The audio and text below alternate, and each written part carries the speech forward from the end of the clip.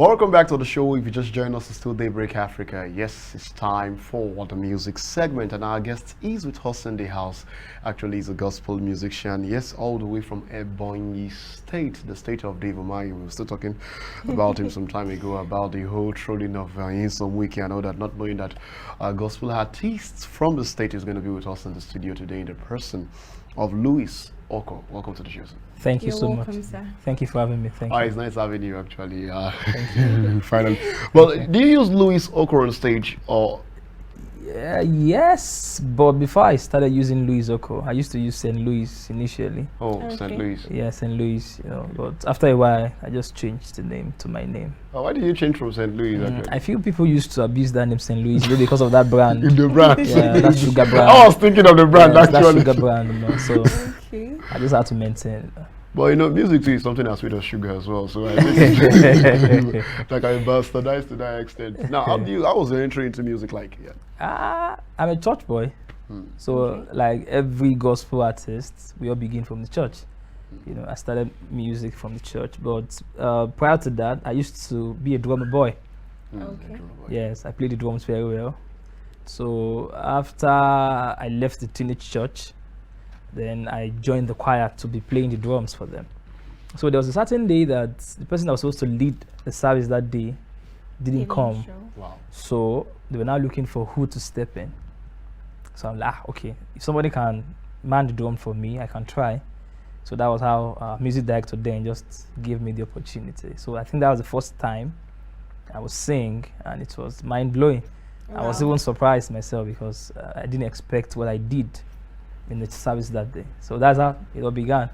Okay, but why gospel? Because we know that there are many of these church boys, Church boys was all when about. they grow up and they want to go into secular music because that's what's trending most of the It's times. true. Why gospel? So I think, like I said, I was born in the church. So until a particular age where I got the conviction to stay gospel, we're just doing it casually then. Okay. We just sing in church, like go to church on Sunday, Saturday, go for wherever, just sing. It was just like, to us, we're just being busy. Until I got born again. Wow. So yes. You were born again. You are already a choir member Before you became yes. born again. Yes. Wow. So I think it's a different thing doing church and being born again. Sure. You get. So afterwards, I started to learn about God with the Bible. Then I knew that the gift that God gave to me was a ministry, an avenue to reach out to people. Because from the kind of songs I was writing, I knew it was just beyond doing music because I was gifted.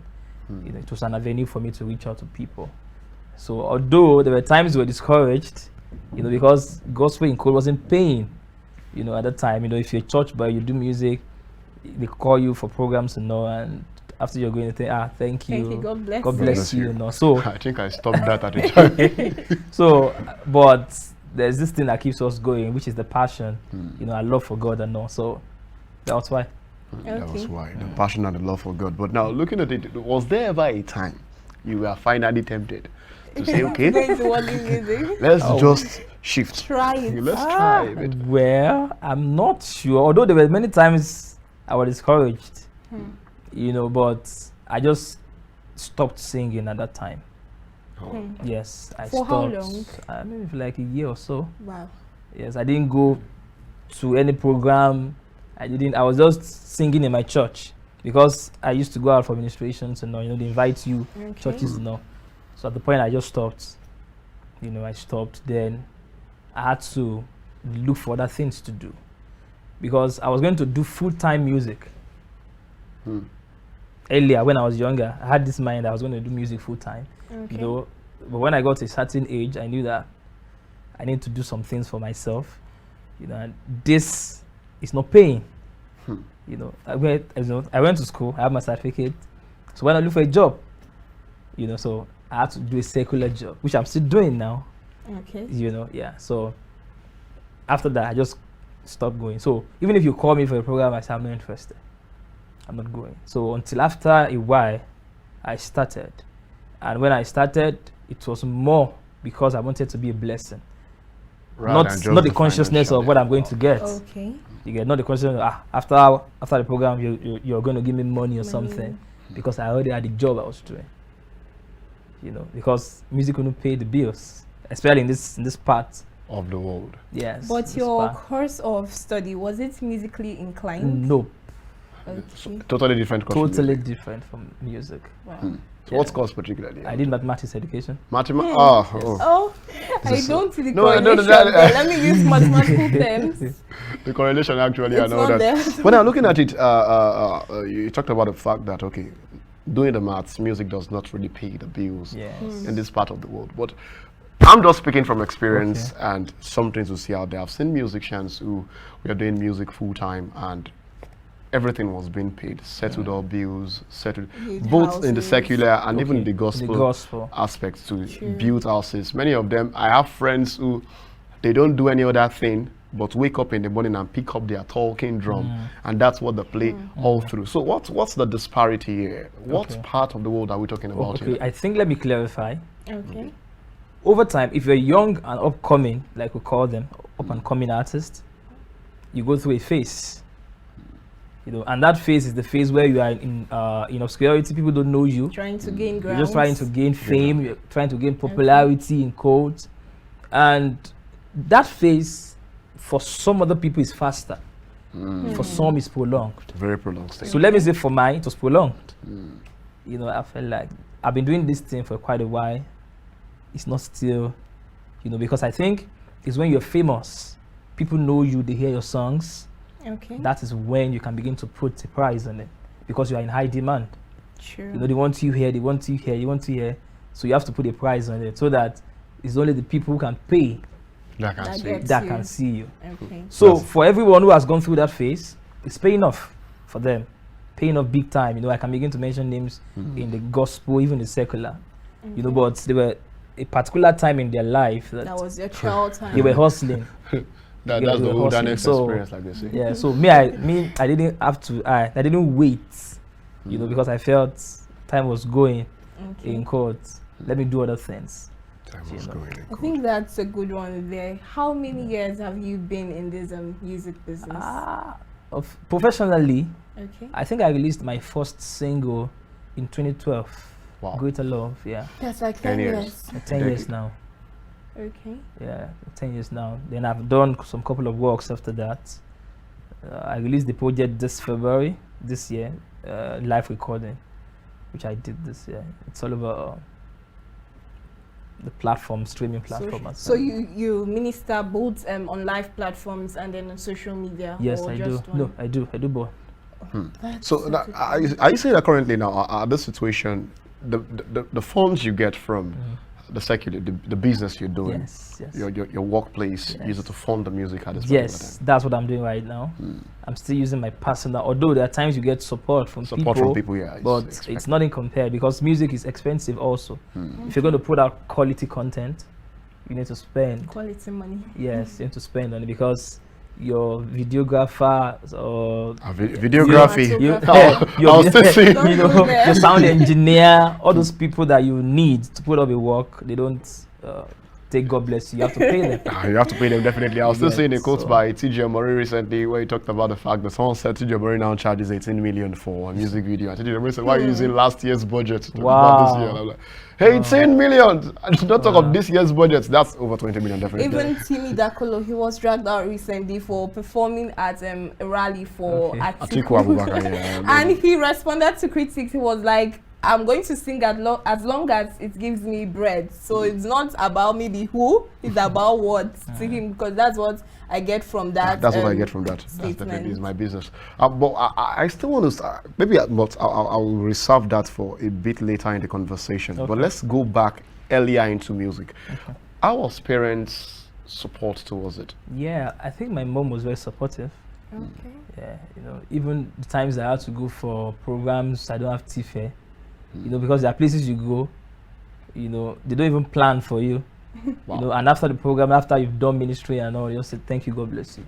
And most of the time I go with my team, with my band, my backup singers, my musicians, have to be responsible for them. So sometimes my mom will give me money, take this, take that, and she has been very supportive.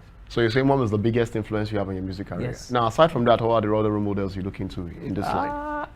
There are many, but for the sake of names, I'll mention Pastor Nathaniel Bassey. It's a big name. Okay. Nathaniel Bassey, Frank Edwards, then Dunsin Oyekan.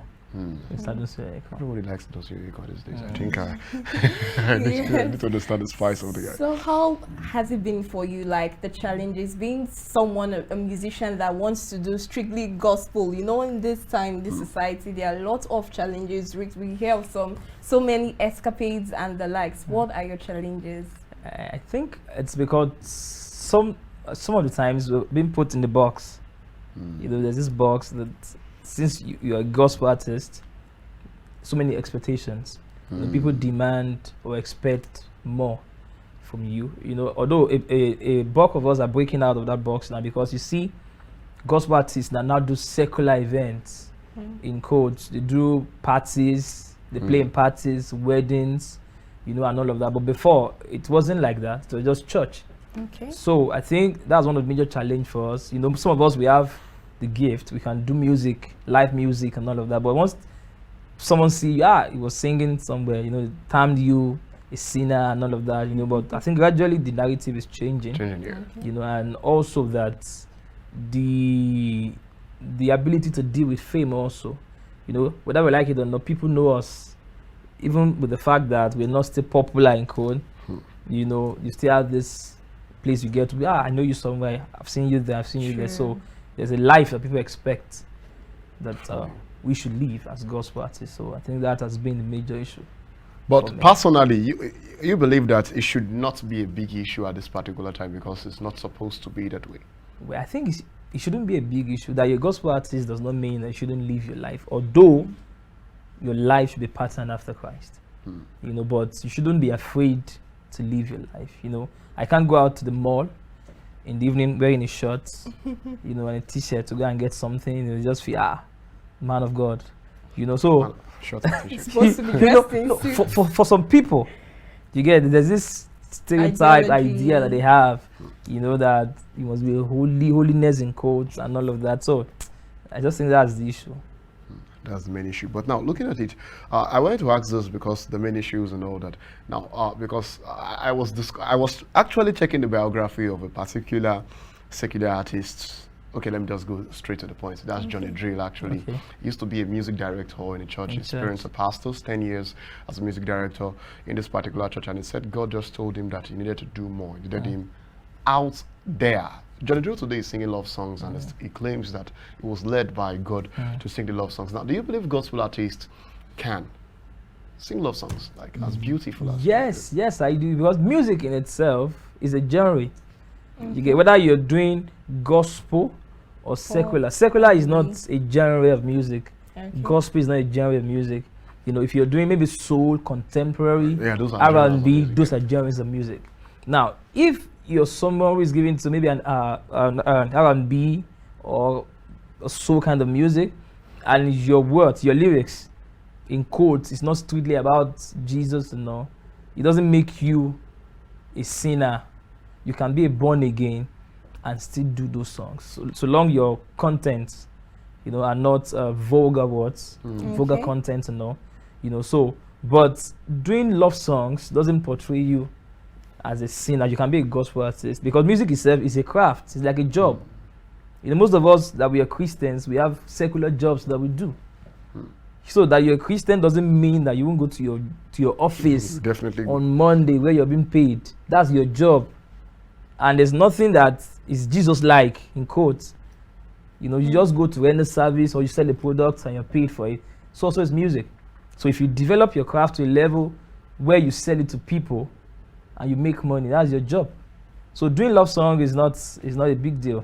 You can still do love songs. It's not a big deal. Yeah. It has been like a decade for you professionally doing music.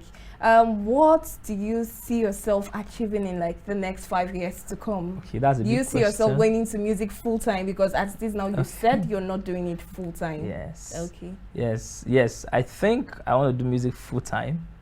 I have that goal. It's part of the plan. Okay. You know, because I think music itself can sustain a person if you get to a certain level, True. and which is what we're working towards. We're pushing out content, so pushing out our videos, the songs, so that people can be blessed, and at the same time they can demand for the gift that God has given to us. So once I'm in high demand, I have a lot of things to do musically. I might not have the time again to be doing secular job because I have to be so place, I have to be in so place, So I feel that 5 years time, I should be doing music full time. 5 years time, you should be doing music full time. Yes, sir. Oh, that's one thing many of us are looking at to do. Well, 5 years time, we should be doing. I think you sing well too. Okay. Behind the camera. That's behind the camera actually. Or once in a while when I just decide to say I want to just do something and just have fun. But now looking at it, what inspires you? You write your songs yourself, you compose. But what's your major inspiration? How do you get to that kind of point? The Holy Spirit inspires me. Yes, most of the songs I even have, sometimes I just come up with them. Sometimes it's like a melody, just humming. Sometimes it's just like a line or something. Something just pops up. Sometimes I'm washing, I'm just singing, and new songs just come. So what I do is just develop it, maybe complete it. At times that you just receive maybe just 2 lines, and you're trying to finish up. That's when I write. But originally, I don't sit down to say I want to write a song. I don't. It's when I'm inspired and I feel that this song needs a lot of work. That's when I can now sit down. After I've gotten it, I can now sit down. Okay, let me adjust it. Based on knowledge, based on your theology and all of that. Based on every theology and all that. But looking at it too, now let's go into a part. Now I observe something about gospel songs these days. People are talking about the evolution of gospel music to an extent, especially in the Nigerian phase. In yesteryears, let's say in the 1960s, 1970s, it was more traditional. Our traditional songs, or maybe a bit of classical when we talk about the old falsets and all that. But now, an era has come whereby we are more into the R&B kind of style of gospel music and more of chants. Now, how do you see this whole, evolution gradually to this particular point? Okay, I think basically it's because we are exposed. The Nigerian music industry is exposed now. A bulk of our artists are doing collaborations with international artists. There's a project that I saw recently of Samuel Koso. He did with, I think, with Tordunali. He did something with Tordunali. A bulk of them, like Nathan Embassy did something with this guy that sang Olorun Agbaye or something. A bulk of our artists. Yeah, that's Chandler Moore. Chandler Moore, thank you. So a bulk of our artists are going global. They are not just limited to. So, and if you have to go global, there's something we call a global, how do I put it now? Something that is acceptable globally. You don't do stuff because of your local environment alone. You have to do it. You have to global put audience. Your audience in the picture. That, okay, what I'm doing, is it going to be acceptable?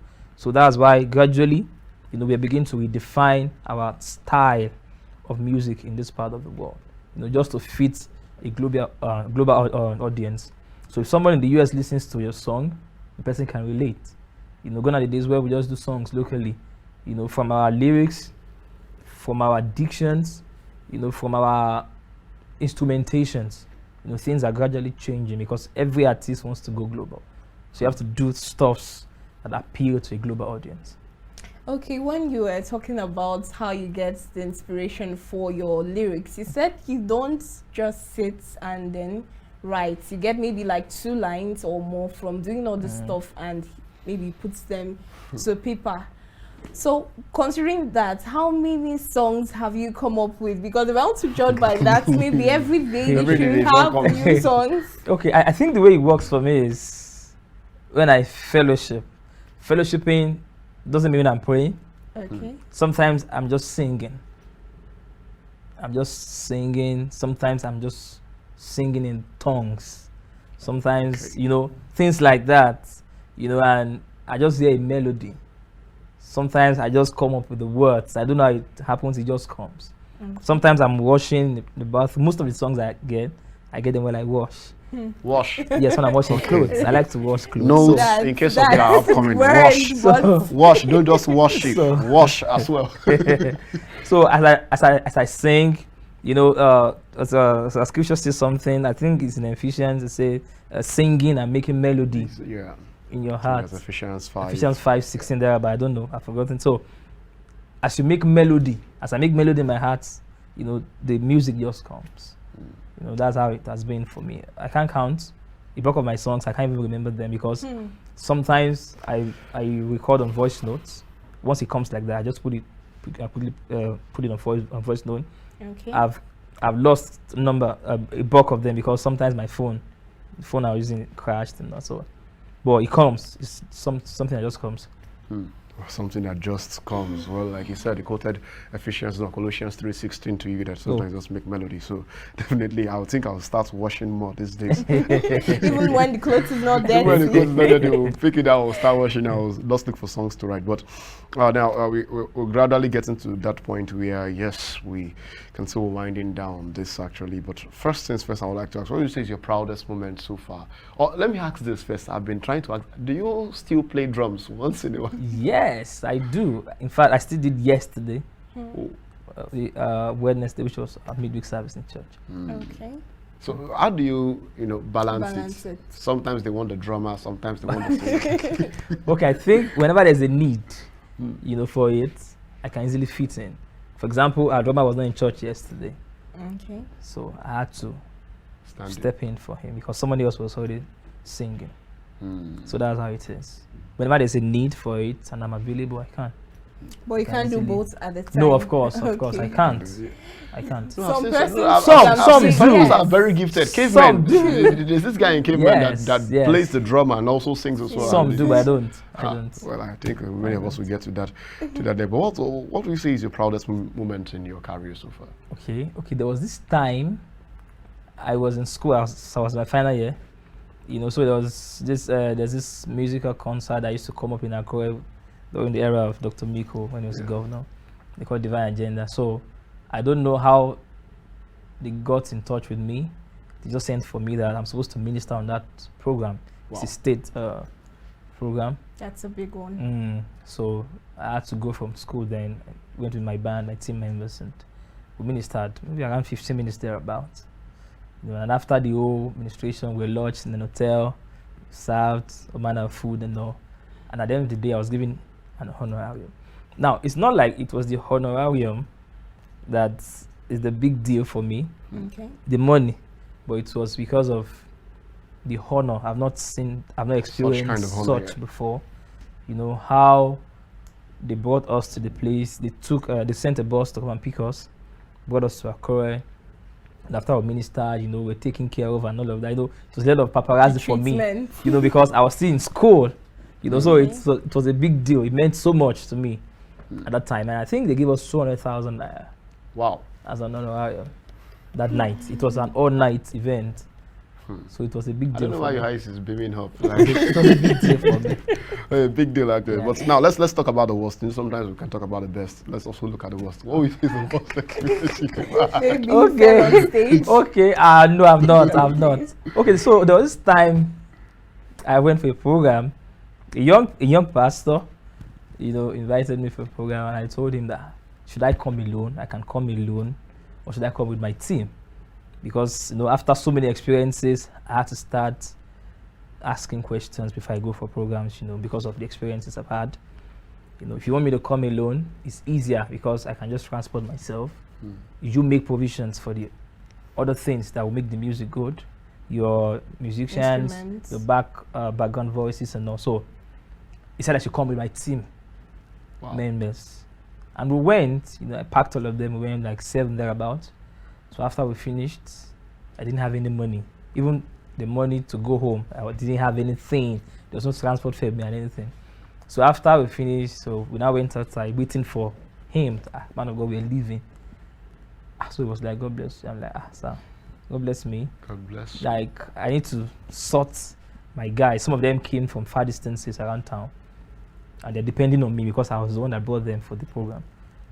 So we had to go inside. I think the offering they made in the service that day, 15 naira, 10 naira, 20 naira, He just counted everything and put in an envelope and gave it to me. So when he gave him the money, it was bulky. So I was happy, big money, and all of that. So by the time I would open it, it was 15 naira, 10 naira, 20 naira. Everything was not even up to 500 naira. Wow. That day, I was stranded. So I had to start apologizing to my guys. Please, what can you do? This is what we got today and all of that. Eventually I had to give them everything. Just sort yourself and get home because it's already late. I was stranded. I had to start working. I live in Shijuadi at that time. The place, the church, I think the church was around Okijebu, Nakwe. For those who know Nakwe very well, I had to trek that night. It was a very bad experience for me. Very bad experience. I think that's quite worse. But well, all this is going to be a story one day. That's definitely. That's definitely part of it. But before you go now, because are you married actually? Yes, I am. Recently married or? Recently, I got married last year, April. Last year, April, sorry, definitely. They just get into 1 year married. Yes. That's nice. We hope it's been blissful, balancing marriage with everything. Yes. Very supportive now. Yes. But before you go, actually, unplugged. Okay. Unplugged. That's maybe just a tune for just 1 minute, 2 minutes before we say our goodbyes to our viewers out there. Okay. I'll do the song. It's been on my mind for a while. Please don't mind my voice. I've been stressed lately, but just to encourage someone. Okay. The song says, "When peace like a river attended my way, when sorrows like seas billows roar, whatever my Lord thou hast taught me to say, it is well with my soul. It is well with my soul, with my soul. It is well with my soul." Wow. I think that's a very good one. That's actually needed at this time. Thanks so much for being a part of this. Really appreciate your music. Really appreciate you. We appreciate your personality. I think you're a very wonderful conversationalist as well, aside from just being a musician. Musicians are actually wonderful conversationalists, in case you know. If you don't know, and if you don't get it, forget about it.